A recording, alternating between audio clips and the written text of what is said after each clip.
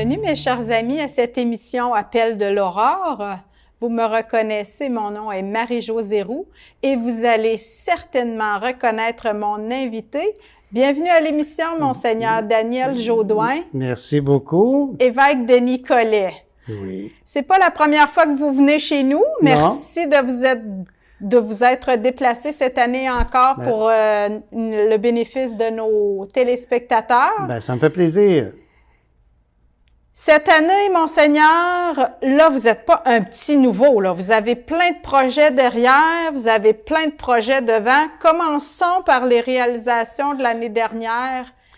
Qu'est-ce qui est arrivé de beau et de grand au diocèse de Nicolette l'an dernier? L'an dernier, il s'est passé beaucoup de choses. D'abord, j'étais tout nouveau. Alors oui, là, oui, vous avez appris à connaître. Oui, alors j'ai sillonné le diocèse, connaître les lieux, connaître les gens, connaître les besoins des paroisses, leurs forces, les points à améliorer, les défis qui se présentent pour le milieu qui est propre au diocèse. Et j'ai appris beaucoup, parce que dans un an, là, connaître les villages, les rangs, les ci et ça, et surtout connaître les paroissiens, les diocésains, diocésaines, puis connaître aussi, surtout, les membres du personnel, tant de l'évêché que dans les paroisses, essayer de les reconnaître, qui est agent de pastoral, qui est bénévole, qui est diacre permanent, qui est prêtre. Alors, maintenant, j'ai cerné un petit peu une vue d'ensemble. Et on a commencé à se mettre en marche. On a fait des rencontres interministérielles. On a fait une retraite interministérielle ensemble. Ça, c'est réservé au personnel clérical, oui. aux prêtres? Non, c'était les prêtres, les agents et agents de pastoral, ensemble, pour mieux se connaître, pour fraterniser. C'est bien important, fraterniser. C'est la base. Il faut être ensemble. Puis ensuite, on a regardé ensemble aussi quels étaient les défis pour l'avenir, les joies, les peines de chacun. Puis, c'est ça. Alors, on a élaboré des lignes directrices ou des aspects qu'il faut développer, comme transmettre notre foi. Ça, c'est la base de tout. Si on ne transmet pas notre foi, tout le reste s'écroule parce qu'on fait ça pour rien. C'est un gros défi de transmettre la foi aux générations qui poussent, mais c'est capital. Si on n'a pas ça, il n'y a pas d'avenir. Donc ça, c'est la base. Ensuite, toutes les personnes qui viennent d'ailleurs, de d'autres pays, qui viennent chez nous, soit de façon permanente ou de façon temporaire, c'est la richesse. C'est une richesse pour nous. Alors, il faut partager leur richesse, leur donner le meilleur de nous, et eux donnent le meilleur d'eux-mêmes. Puis la foi est au cœur et ce qui nous unit à eux, parce qu'ils viennent à nos célébrations très nombreux, puis ils veulent grandir dans la foi. Alors, on doit répondre à ces besoins. Ensuite, il y a les jeunes et familles. Ça, il faut faire des activités pour qu'on s'adapte à eux. La vie change vite avec les cellulaires, les réseaux sociaux. Tout change. Il faut s'adapter aussi. Le message est le même. La foi, la même que celle du Christ, des apôtres au début, que le Christ nous a donné. On lui fait confiance, son enseignement, ses commandements. Mais les apôtres l'ont adapté à leur époque. Ensuite, le flambeau a passé d'un peuple à l'autre, à l'intérieur des siècles, jusqu'à nous. Dans les différentes régions du diocèse, est-ce que les défis sont sensiblement les mêmes ou s'il y a des défis propres à chaque région? C'est pas les mêmes. Je me suis aperçu que le diocèse est riche. Il est plat. C'est ça, c'est plat. Mais à part d'être plat, c'est très riche. C'est pas la même chose. La mentalité est pas tout à fait pareille. Victoriaville, c'est pas la même chose que la région de Drummondville. Et toute la région de Bécancour, de Nicolet, toute la campagne, c'est pas la même réalité non plus. Alors, on a décidé, justement, c'est un fruit de notre travail de l'an dernier, au lieu dans les services diocésains, de concocter des programmes, puis des histoires, puis de imposer ça à tout le monde, on s'est dit non, on va procéder d'une autre façon. On va aller dans les milieux, on va aller saisir ce qu'ils désirent, ce qu'ils veulent. Quels sont les besoins exprimés? Leurs besoins propres. Et ensuite, on va s'adapter avec un programme pour eux. C'est pour ça que la maison de formation va prendre cet aspect-là aussi. Au lieu d'avoir une maison de formation qui était dans le grand séminaire et que là, tout le monde devait venir là, puis on avait une pointe, là, c'est différent. On va offrir des programmes différents selon les milieux et le même programme qui peut s'adapter d'un milieu à l'autre, mais la maison va se promener d'un endroit à l'autre pour aller proche des gens et avec eux, et éviter les déplacements qui sont inutiles souvent, surtout l'hiver aussi pour certaines personnes. Ce sont les formateurs, si je comprends bien, qui vont aller dans les milieux pour proposer des formations, des journées de ressourcement. Effectivement. Au lieu de déplacer 100 personnes, c'est les formateurs qui vont se déplacer puis s'adapter à l'horaire et aux gens qui sont là, à leur questionnement et à leur cheminement aussi. Parce que les mentalités, c'est pas la même, c'est pas la même chose.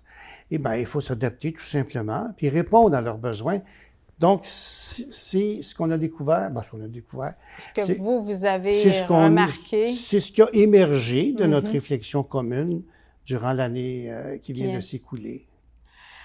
À la lumière de ce que vous avez vu, vous avez des projets. Vous avez, entre autres, comme projet d'écrire une lettre pastorale. Vous êtes en train de rédiger ça. On est en train de rédiger cette lettre parce que c'est une demande, justement, du milieu. Ils voulaient avoir une lettre pastorale pour avoir un élan, des directives, une vision pastorale. Alors, j'ai dit, bon, ben c'est parfait. Alors, j'ai profité de l'été, où c'est plus calme, de rédiger cette lettre pastorale qui est là. On est en train de la regarder ensemble parce que dans les services diocésains. Oui. Et, bon, c'est pas des directives strictes sur quelque chose. C'est une réflexion d'abord sur la transmission de la foi, très importante, capitale, de réfléchir là-dessus et de voir des projets reliés à ça. Okay. Avec les jeunes. Vous avez l'impression en ce moment qu'on ne répond pas aux besoins? Pas vraiment. Parce qu'il y a certains endroits où... c'est presque inexistant, l'éveil à la foi, l'éveil à la foi, il n'est plus là. Il y a des grandes régions du diocèse où il n'y a personne pour l'éveil de la foi. J'ai fait aucune confirmation. C'est pas normal qu'il n'y ait pas de première communion, qu'il n'y ait pas rien du tout. Il y a quelque chose qui manque un peu. On va faire des efforts à ce niveau-là. Transmission de la foi. Et aussi, on prend comme modèle, le titre, c'est « Tous ensemble devenons de nouveaux Philippe ». Le diacre Philippe.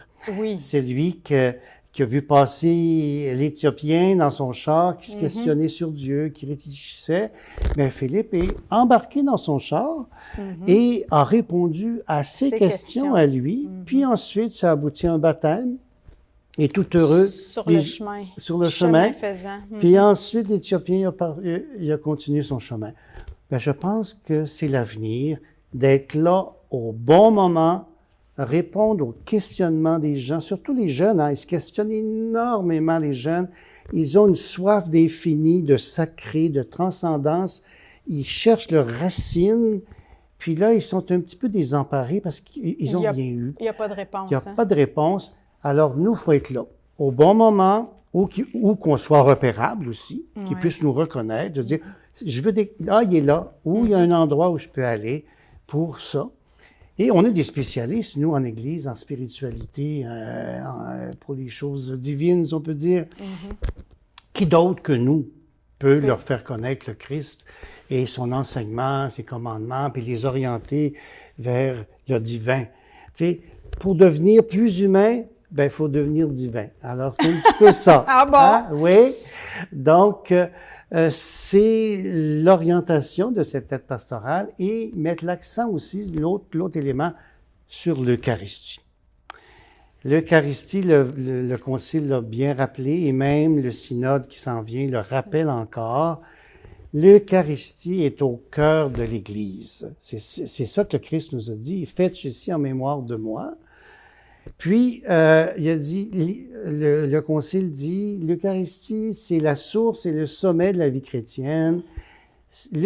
l'Église célèbre l'Eucharistie, mais l'Eucharistie fait l'Église.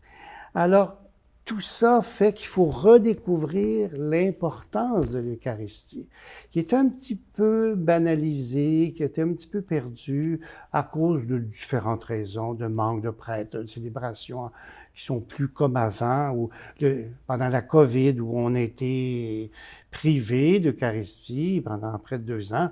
Ben là, il faut redécouvrir l'importance dans sa vie de foi. Il y a une crise de l'Eucharistie en ce moment, selon vous? Oh oui, il y a plusieurs... Ce sacrement-là est mal utilisé, mal connu. Comment? Oui, ben on le voit, hein, et dans certains endroits, il y a juste quelques personnes de certain âge. Ce qui n'est pas normal, c'est la communauté qui se rassemble pour célébrer. Alors, il faut trouver des lieux où la communauté, jeune, moins jeune, peu importe, soit ensemble pour célébrer.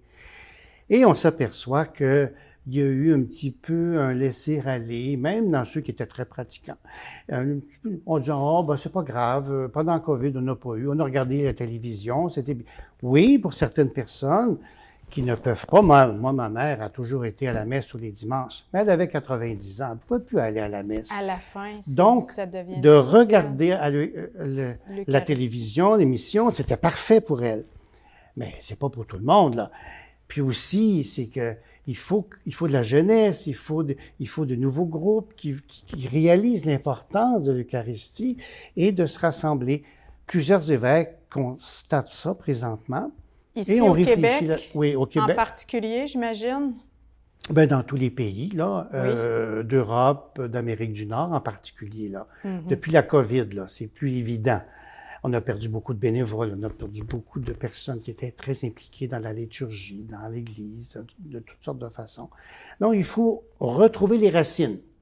Ce sont les racines, et quand on voit nos ancêtres, qu'est-ce qu'ils faisaient la première chose quand ils développaient, défrichaient un coin? Ils voulaient un lieu pour célébrer l'Eucharistie. L'évêque disait, vous êtes assez nombreux, j'ai un prêtre pour vous, fondez paroisse. C'est comme ça que ça s'est créé. Alors, il faut retrouver cet élan. Il ne faut pas reproduire la même chose, on ne peut pas. On peut pas. Mais retrouver les sources, les racines, pour refleurir autrement, avec la même sève. La même sève qui donne du fruit. Alors, c'est ça qu'on va essayer de faire avec les moyens d'aujourd'hui. Puis vous allez, dans votre lettre pastorale, élaborer des propositions, des suggestions à la lumière de ce que vous avez entendu, de ce que vous avez vu? Non, pas tellement. C'est pas le but de la lettre. La lettre, c'est de sensibiliser. OK, d'accord. De réfléchir, de dire, parce que c'est très biblique, c'est très théologique aussi, de dire, ah ben oui, c'est vrai, j'avais oublié les fondements. Les fondements. C'est juste de rappeler des fondements et ensuite on pourra trouver dans chaque milieu, parce que les milieux ne sont pas les mêmes. En ville, en campagne, on ne vit pas les mêmes réalités aussi de lieux puis de disponibilité des prêtres et des célébrations. Alors, il faut s'ajuster. Chaque lieu regardera cette lettre-là pour dire, ah, voici, c'est des fondements, c'est des pierres. Maintenant, qu'est-ce qu'on fait? Pour aller dans ce sens-là, pour redécouvrir le fondement de notre existence comme chrétiens-chrétiennes. Il y a du neuf aussi, Monseigneur, outre la lettre, dans les services diocésains. J'ai en tête du nouveau personnel, Oui. mais aussi de plus en plus de difficultés à trouver des perles rares pour être au service de la communauté, non? Vous en êtes une perle rare! Vous êtes la bienvenue! On cherche des perles rares! Non, Je suis déjà là! Non, mais c'est vrai. C'est vrai. Je pense qu'il faut réaliser que dans notre société, on manque de personnel partout. Hein? C'est sûr. Allez voir les gérants sûr. de restaurants, allez voir dans des magasins, ils vont vous dire il manque de personnel, il manque de personnel. C'est le fait aussi de l'Église.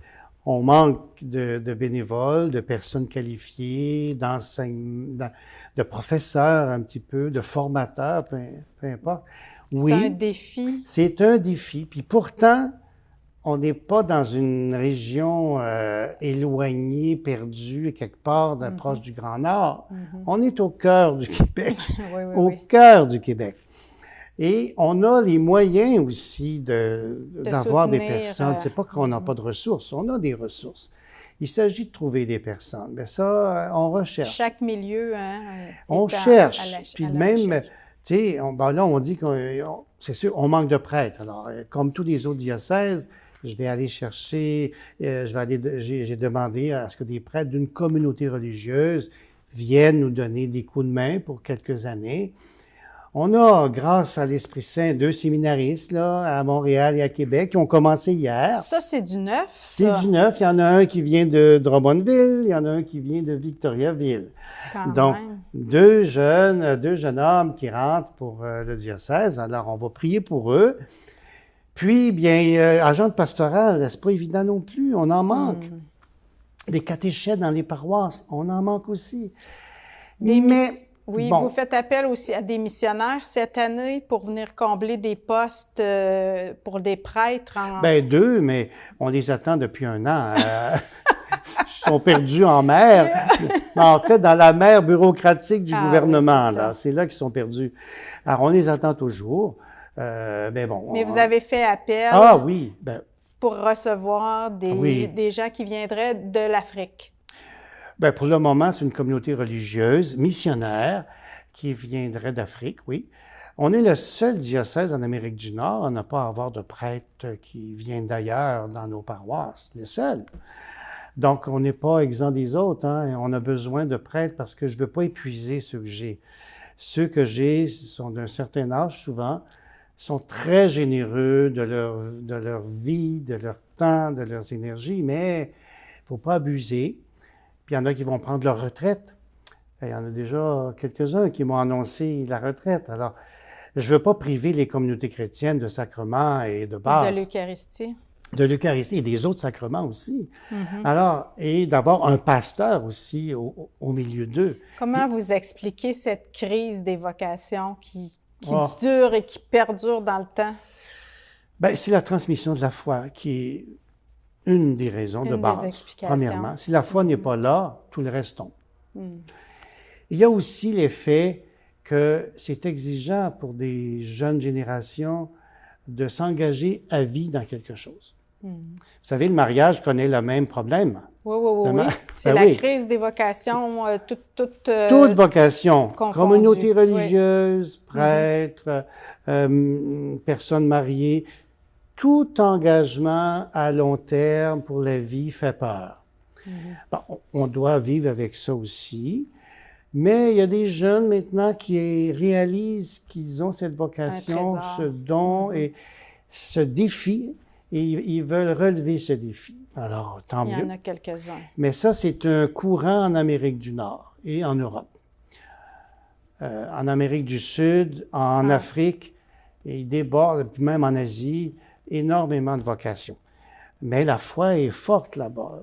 Les communautés sont fortes. Les familles sont très fortes. Tout ça ensemble. Puis l'Église aussi vit des cycles. Des cycles, des hauts, des bas à travers les 2000 ans. Alors, lorsqu'on regarde l'Église sur 2000 ans, on se console. On dit, bon, voyons, il n'y a rien de dramatique. Ça va revenir. Il n'y a rien de dramatique. L'Église a vécu ça.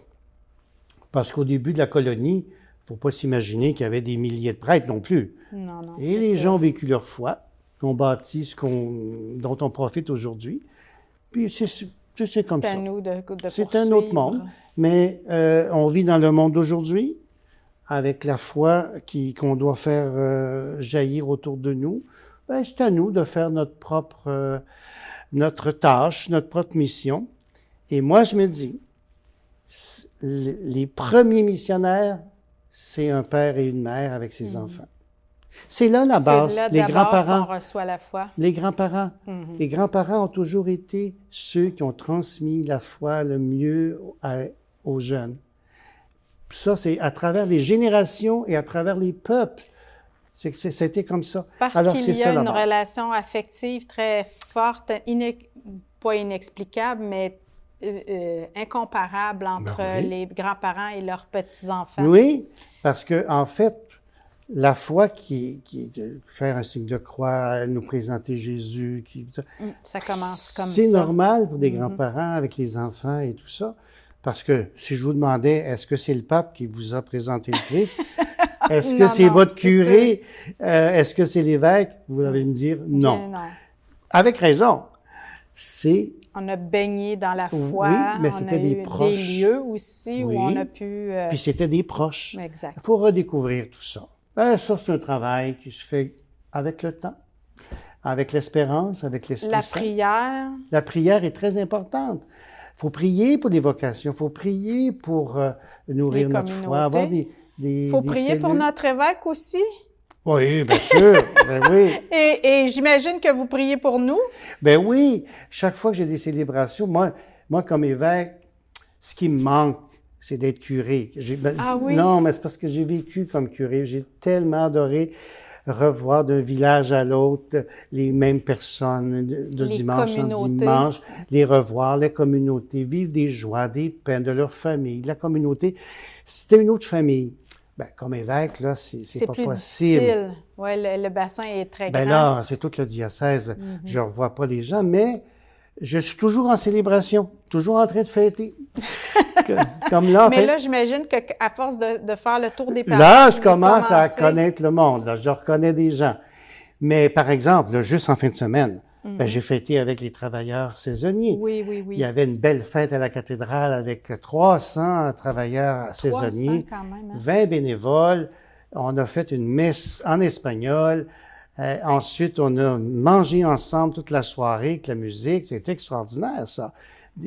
Ça vous fait vivre. Oui, Hein? voir les gens de foi, parce que tout ce qu'ils apportent avec eux, c'est leur foi. Des gens de foi qui viennent à la messe, puis il y a eu la bénédiction des mains avec eux. Expliquez-moi ça. En quoi ça consiste, la Ben, bénédiction des mains? Ben, c'est-à-dire, c'est tous des travailleurs, ces Ben, amis, c'est qui ça. travaillent de leurs mains dans les champs, peu importe. Alors, on voulait justement les bénir le travail qu'ils font, bénir leur famille, et les mains pour eux, ben, c'est ce qui fait leur permet qu'ils de- produisent autour de nous. Donc, chacun venait, ils sont tous venus avec bénir leurs mains, et tout ça, c'était un beau moment de foi, d'humanité aussi, de relation avec eux. Alors, j'ai vécu ça samedi. Dimanche matin, ben, j'étais à Princeville. On fêtait le 40e anniversaire d'ordination De Gilles. de Gilles Védard, à une autre célébration. Puis, il y avait 3 autres prêtres aussi qui célébraient 40 ans d'ordination dans d'autres villages. Alors, puis là, la semaine Vous prochaine... faites un devoir de vous déplacer. Ça, pour vous, c'est important d'être présent à vos diocésains. Oui, ben c'est ça qui est important, que je sois là avec eux. J'aimerais ça être là tout le temps, tous les dimanches. Mais quand bon, même. j'ai des curés, ils font ça à ma place. Mais bon, mais j'essaie de le faire. Alors, à chaque dimanche, chaque samedi, il y a toujours quelque chose, d'un autre endroit. Comme là, je vais aller, je sais, à Tingwick pour le 60e des gardes paroissiaux. Bon, ben, je vais aller dans la belle église de Tingwick, célébrer avec eux. Un autre dimanche, ben, c'est des confirmations, une place, une autre, des adolescents, des adultes, des jeunes. Alors, c'est varié. Il y aura un thème pour nourrir l'engagement, la fraternité pour les diocésains cette année. Oui, parce qu'on entre, figurez-vous, à partir du 29 décembre, il va y avoir une grande fête dans toutes les cathédrales du monde. Le pape a décidé que le 29, à la fête de la Sainte Famille, c'était le lancement de l'année jubilaire, l'année sainte, qui a comme thème « Pèlerin d'espérance ». Alors, c'est mondial. Les gens sont invités à aller à Rome, d'aller aux portes saintes de Rome, les 4 grandes basiliques, et d'être avec le pape et tout ça. Tous les groupes, les chauffeurs de taxi, ceux qui font de la pizza, en tout cas, sont tous invités à tour de rôle, les coiffeurs, à avoir une journée pour eux autres avec le pape et à célébrer à Rome. Puis ceux qui ne le peuvent pas, ben, ils vont le faire dans leur diocèse. Puis nous, on aura toutes sortes d'activités dans l'année, sur l'année d'espérance. L'année des pèlerins d'espérance. Pèlerins l'année d'espérance. jubilaire, 2025, c'est 2025. déjà... Alors, à tous les 25 ans, c'est une tradition qui date de plusieurs centaines d'années. Tous les 25 ans, on appelle ça une année sainte. L'année sainte, un jubilé. Et cette année, on a d'autres projets qui vont s'intégrer là-dedans. Le programme Alpha qu'on veut mettre, les écoles d'évangélisation de Saint-André aussi dans certains endroits, Aussi le camp des aventuriers au camp Beau Séjour Qui avec les continue. Frères du Sacré-Cœur. C'est d'autres projets Les qu'on Iléos. lance dans l'année. Vous-même, Monseigneur, parlant de Rome, vous allez y aller? Bien oui, c'était pas prévu, mais j'ai appris ça pendant mes vacances que je devais aller à Rome. Oh non, Mais- quelle tristesse! Oui. Mais alors, je dois aller à Rome pour une raison bien particulière, parce que très importante. C'est la canonisation de Mère Marie Léonie Paradis, qui a fondé les Petites Sœurs de la Sainte Famille, qui ont donné un service énorme à l'Église depuis le début, depuis 1900 quelque chose. Alors, la Maison Générale est à Sherbrooke. Ces sœurs-là se sont données au service de l'Église dans les presbytères, Service dans les diocésain. séminaires, dans les évêchés, dans les nonciatures, dans les communautés religieuses, pour être au service de la buanderie, de la nourriture, des repas et tout, pour le ménage, faire la maintenance des lieux au service des prêtres, pour que les prêtres soient encore plus au service des gens, des fidèles. C'est une façon d'être en communion dans la mission du prêtre. Alors, ils ont été très présents dans ma vie parce qu'au séminaire Saint-Paul, c'était les sœurs de la Sainte Famille qui étaient là. Ils m'ont nourri, ils s'occupaient de mon linge pendant tout le temps que j'étais séminariste. J'ai été ordonné prêtre dans leur chapelle à la Maison Générale. C'était une première d'être ordonné prêtre au milieu d'elles. Puis ensuite, ils ont été très présentes, non seulement à Sherbrooke, où j'ai été prêtre, mais à Nicolette, au grand séminaire et au petit séminaire et dans certains presbytères, dont Sainte-Victoire. Alors, c'est un devoir de c'est un reconnaissance devoir d'être là pour leur rendre vous. grâce à Dieu pour tout ce qu'ils ont accompli. Alors, on vous souhaite un très bon voyage, Monseigneur. Bien, merci bien. On va pouvoir prier à partir de ce moment-là une nouvelle sainte Oui. du Canada, Mère Marie-Léonie Paradis, Sainte locale. une sainte locale. Si vous voulez, en terminant, vous nous bénissez rapidement. Bon, alors je demande au Seigneur de vous bénir, qu'il soit toujours pour chacune d'entre vous source d'amour, de paix, d'espérance et de guérison, lui qui est Père, Fils et Esprit Saint. Amen. Amen. Merci. Ben, ça Merci me de fait votre plaisir. passage. À la semaine prochaine.